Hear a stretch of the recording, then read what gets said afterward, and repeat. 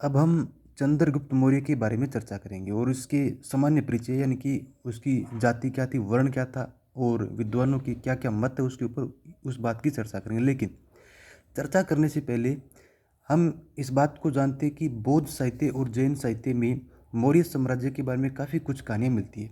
चाणक्य के बारे में मिलती है और उसकी चाणक्य की नीतियों के बारे में मिलती है। अब चाणक्य और चंद्रगुप्त मौर्य ने मिल करके मगध की राजधानी पाटलिपुत्र पर 6-7 बार आक्रमण किए थे, ऐसा उल्लेख कहानी में मिलता है। और प्रत्येक बार उन्हें असफलता मिली। तो असफलता मिलने का कारण ये था कि मान के चलो कि यदि ये कोई जैसे साम्राज्य है, तो चंद्रगुप्त और चाणक्य क्या करते कि साम्राज्य की ठीक ये जो राजधानी है यहाँ पर आक्रमण करते। तो आक्रमण कर यहाँ पर आक्रमण करेंगे तो ये जो सीमावर्ती जो सेनाएं होगी, जो सीमारक्षक सेनाएं होगी, वो इनको घेर लेगी। इसके साथ जो राज्य की प्रजा होगी वो भी इन यानी कि चंद्रगुप्त मौर्य की सेनाओं को घेर करके खत्म कर देगी, यानी को पराजित कर देगी। इस प्रकार से कम 6-7 बार आक्रमण का उल्लेख मिलता है अलग अलग कहानियों में। तो एक बार क्या हुआ कि जब ये चाणक्य और चंद्रगुप्त मौर्य वेश बदल के रात्रि में घूम रहे थे, तो एक वरदा के घर में गए। तो वहाँ पर भोजन परोसा गया। तो वरदा, अब जैसे ही खिचड़ी बनाई गई, तो खिचड़ी में क्या है कि बीच में गर्म खिचड़ी थी तो बीच में घी डाला गया।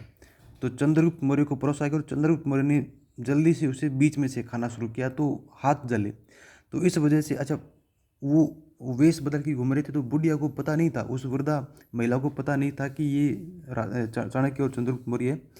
तो उसने कहा कि अरे क्या चाणक्य की तरफ तरह या चंद्रगुप्त मौर्य की तरह मूर्खता कर रही हो, बीच में से क्यों कर रहे हो, पहले साइड से खाओ ताकि वो ठंडा है और उसके बाद से गर्म बीच में से खाना। तो उन्हें इस बात से अपनी गलती का पता चला कि हम गलती कहाँ कर रहे हैं, हमें पहले सीमावर्ती क्षेत्रों को जीतना चाहिए, फिर उसके बाद राजधानी पर आक्रमण करके उसे जीतना चाहिए। तो उसके बाद उन्होंने अपनी रणनीति बदली और राजधानी के ऊपर आक्रमण को छोड़ करके बाकी सीमांत और सीमावर्ती क्षेत्रों को जीता गया। फिर धीरे धीरे करके राजधानी जीतेगी और नंद वंश का समूल नाश कर दिया गया, ऐसा उल्लेख मिलता है। उसके बाद बात करें, ये तो है ठीक है विजय होगी, लेकिन इसके बाद उन्होंने कौन से राज्य पर आक्रमण किया या कौन से राज्य की तरफ अपना विस्तार शुरू किया, इस बात के ऊपर भी दो मत है। एक मत है कि चंद्रगुप्त मौर्य और चाणक्य ने पहले मगध की विजय की, और एक मत ये है कि नहीं, उन्होंने मगध की विजय नहीं की, उन्होंने किसकी विजय की, पंजाब की।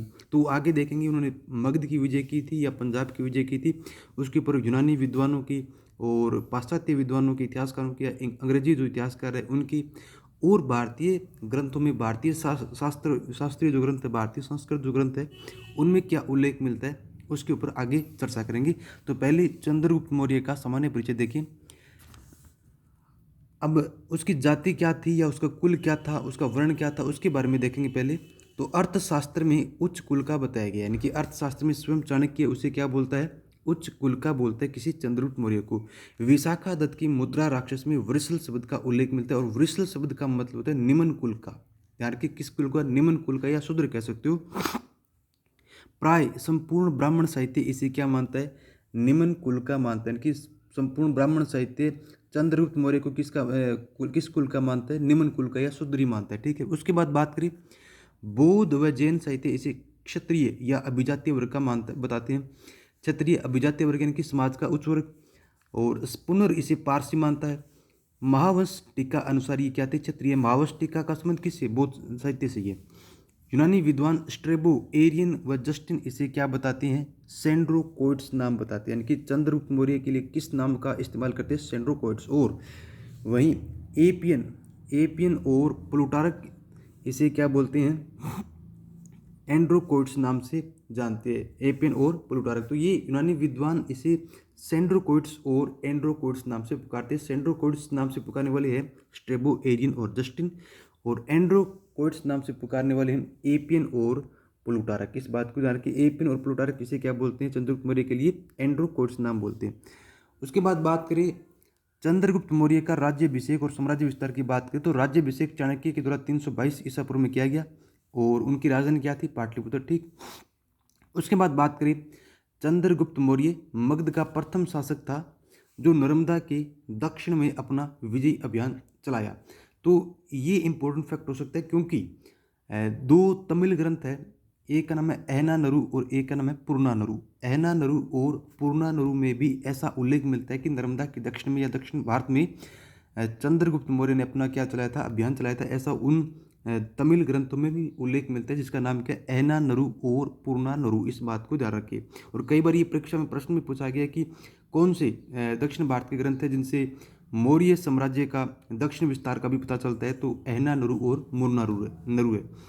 उसके बाद बात करें साम्राज्य विस्तार की, तो उत्तर में हिमालय से दक्षिण में मैसूर यानी कर्नाटक था, और पूर्व में बंगाल से पश्चिम में हिंदू कुश पर्वत। और ध्यान रखिए, हिंदू कुश पर्वत को इतिहासकार या पाश्चात्य इतिहासकार विद्वान या भारत के भी कुछ इतिहासकार है, वो भारत की वैज्ञानिक सीमा मानते हैं कि भारत की वैज्ञानिक सीमा कहाँ तक है, हिंदू कुश पर्वत तक मानी जाती है। क्यों? क्योंकि मौर्य साम्राज्य या प्रथम अखंड साम्राज्य की या प्रथम अखंड भारत की जो नींव रखी गई थी वो मौर्य साम्राज्य के द्वारा रखी गई थी, और हिंदू कुश पर्वत तक मौर्यों की सीमा थी। इस वजह से इसे भारत की वैज्ञानिक सीमा, और प्राचीन शास्त्रों में भी इसके महत्व के कारण इसकी क्या बोला गया है, हिंदू कुश वैज्ञानिक सीमा बताया गया।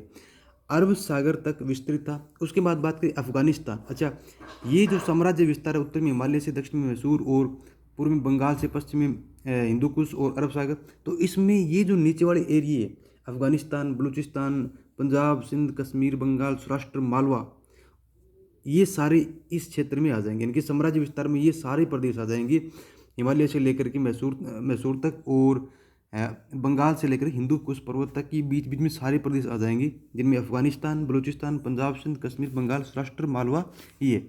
उसके बाद बात करें एरियाना, हेरात, ये अफगानिस्तान में, अराकोसिया, कंधार, ये भी अफगानिस्तान में, और जेड्रोसिया व पेरापेमिस्टई, ये काबुल के आसपास का क्षेत्र है, ये भी कहाँ है, अफगानिस्तान में। तो ये क्षेत्र उसे किसी चंद्रगुप्त मौर्य को किससे मिले, सेल्यूकस से मिले। किस में मिले, दहेज में। आप इस बात को जानते हो कि 305 ईसा पूर्व में सेल्यूकस निकेटर जो सिकंदर का सेनापति था और चंद्रगुप्त मौर्य के बीच में युद्ध हुआ था, जिसमें सेल्यूकस निकेटर की पराजय हुई थी और चंद्रगुप्त मौर्य की विजय हुई। तो उसके बाद में सेल्यूकस निकेटर ने अपनी पुत्री हेलेना का विवाह किससे कर दिया, चंद्रगुप्त मौर्य से कर दिया, और ये भारत का प्रथम अंतर्राष्ट्रीय विवाह माना जाता है। और ऐसा भी कहा जाता है कि चंद्रगुप्त मौर्य की सहिष्णुता का पता चलता है क्योंकि उन्होंने विदेशी महिला से शादी की, इससे उनकी सहिष्णुता का पता भी चलता है। उसके बाद बात करिए, प्रसिद्ध विचारक व इतिहासकार विंसेंट स्मिथ ने अपनी पुस्तक ऑक्सफोर्ड हिस्ट्री ऑफ इंडिया में लिखा कि चंद्रगुप्त मौर्य ने जिस सीमा क्षेत्र तक अधिकार किया, उस सीमा क्षेत्र को प्राप्त करने के लिए मुगल शासक तड़पते रहे और अंग्रेज आहें भरते रहे। यानी कि मौर्य, इनकी चंद्रगुप्त मौर्य ने जो साम्राज्य विस्तार किया था, जिस क्षेत्रों में अपना साम्राज्य स्थापित कायम किया, वो साम्राज्य कभी भी उनकी बाद में कभी भी कायम नहीं रह पाया, यानी कि मुख्यतः मुगलों और अंग्रेजों के समय। क्योंकि मुगल और अंग्रेज भी बहुत बड़ी विस्तृत क्षेत्र में अपना शासन करते थे, लेकिन जिस विस्तृत क्षेत्र में मौर्यों ने शासन किया उतने क्षेत्र पर वो अंग्रेज नहीं कर पाए, ना ही मुगल कर पाए। इस बात को ध्यान रखिए।